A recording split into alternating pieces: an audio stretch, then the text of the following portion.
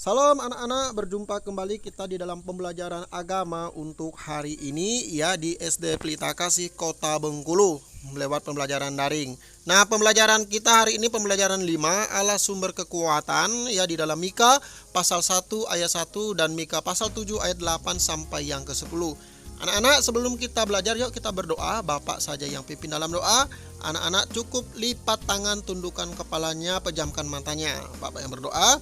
Tuhan Yesus, saat ini kami anak-anak-Mu mau belajar kembali untuk pertemuan kami hari ini. Kiranya Tuhan Engkau sendiri yang memberkati anak-anak-Mu.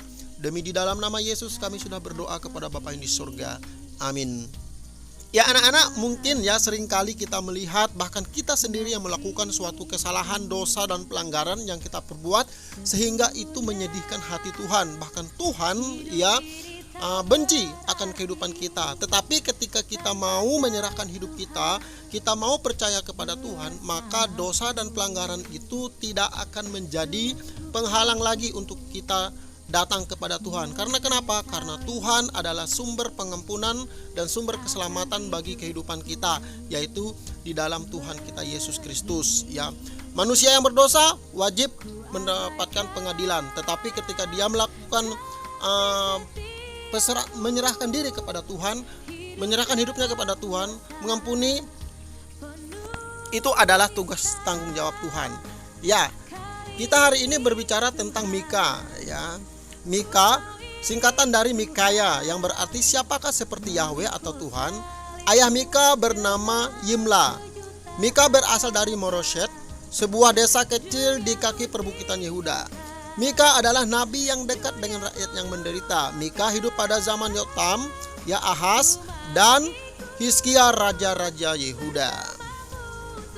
Inilah anak-anak biografi daripada Mika. Kita lanjut. Ya, Mika menentang pelanggaran-pelanggaran yang terjadi di Yehuda dan Yerusalem, yaitu ketidakadilan, korupsi, dan penindasan. Selain itu, para pemimpin memperkaya diri sendiri, sedangkan rakyat biasa dan orang miskin menjadi korban keserakahan mereka. Para penguasa memanfaatkan wibawa dan kekuasaannya untuk merampas dan memojokkan orang miskin. Nah, ini tindakan para pemimpin pada waktu itu, bangsa Israel yang tidak benar di dalam kepemimpinan mereka. Next. Tuhan menyatakan kasih-Nya berulang kali kepada bangsa Israel sejak dikeluarkan dari Mesir atau tanah perbudakan. Walau mereka membawa korban persembahan, tetapi hatinya dipenuhi kejahatan dan tipu muslihat.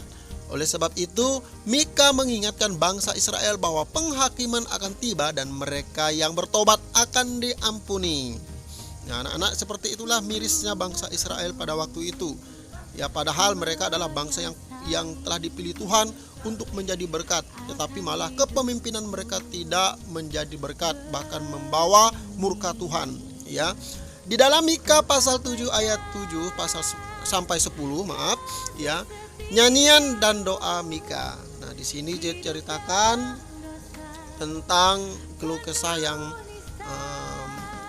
Mika hadapi ya.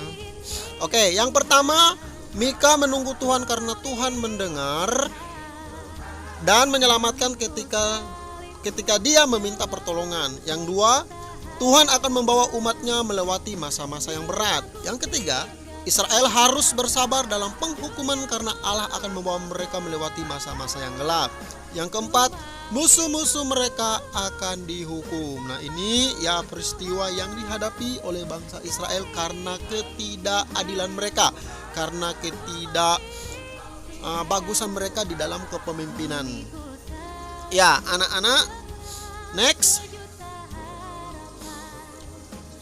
Ya, Nabi Mika menyadari bahwa tugasnya sangat berat, namun ia percaya akan pertolongan Tuhan sebagai kekuatan.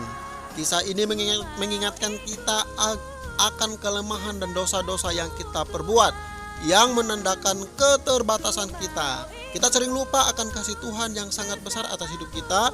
Seharusnya kita syukuri dengan hidup berkenan kepada Tuhan. Nah, inilah tugas kita anak-anak ketika kita manusia yang punya kesalahan dosa, maka kita harus menyadarinya dan kita mengakui akan kelemahan kita kepada Tuhan, dan maka Tuhan akan mengampuni seluruh kesalahan kita. Ya anak-anak, mungkin sampai di sini dulu untuk pertemuan kita kali ini. Ya silakan anak-anak baca juga LKS-nya. Tuhan Yesus memberkati anak-anak dan terima kasih boleh menyaksikan video ini. Pesan Bapak, anak-anak terus semangat ya. Anak-anak terus mengandalkan Tuhan dalam kehidupan anak-anak, belajar di rumah ini, jaga kesehatan ya supaya kesehatan tidak terganggu dan anak-anak boleh belajar dengan baik. Semua tugas dikerjakan. Jangan lupa tulis namanya dan kelasnya di komentar YouTube ini ya anak-anak ya. Untuk tugas anak-anak hari ini cukup menyaksikan video ini. Tuhan Yesus memberkati anak-anak. Shalom.